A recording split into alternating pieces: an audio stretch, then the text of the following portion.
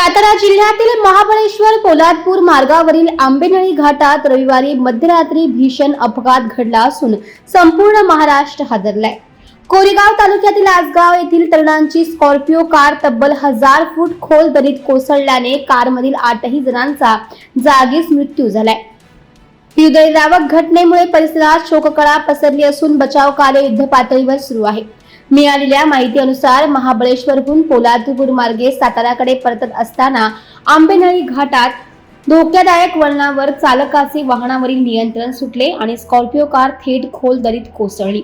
अपघात इतका भीषण होता की कारचा अक्षरशः चेंडामेंडा झालाय। सर्व प्रवाशांचा जागीच मृत्यू झालाय। यात 8 युवक ठार झाल्याची माहिती आहे।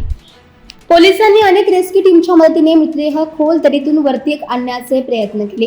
या अपघातात 8 जणांचा मृत्यू झाला असून त्यांची नावे महेश अनिल पवार वय वर्ष 25, आदित्य अशोक साळुंखे वय वर्ष 21, रितेश राजेंद्र लोखंडे वय वर्ष 25, सुहास जितेंद्र लोखंडे वय वर्ष 20, अंश समीर चौहान वय वर्ष 18, उत्कर्ष आनंद शिंगटे वय वर्ष 21, अनिल अभिमन्यू शिंगटे वय वर्ष 20, नितीन किसन नायकोंडे वय वर्ष 35 वर्ष आहे। गाडी क्रमांक आहे MH11DN 2340। या घटनेने महाराष्ट्रावर शोककळा पसरली आहे।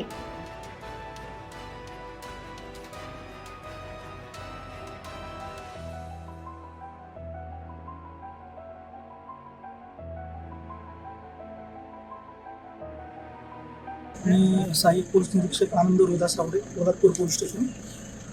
सातारा आसगाव म्हणून साताऱ्यामध्ये गाव आहे, तालुका सातारा, जिल्हा सातारा। त्या ठिकाणी 8 युवक जे आहेत ते हरणे बीच दापोली या ठिकाणी शुक्रवारी रात्री दिनांक 23 तारखेला गेले होते।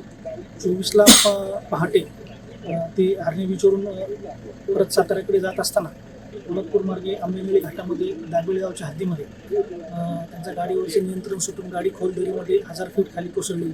एकूण 8 याच्यामध्ये प्रवासी होते।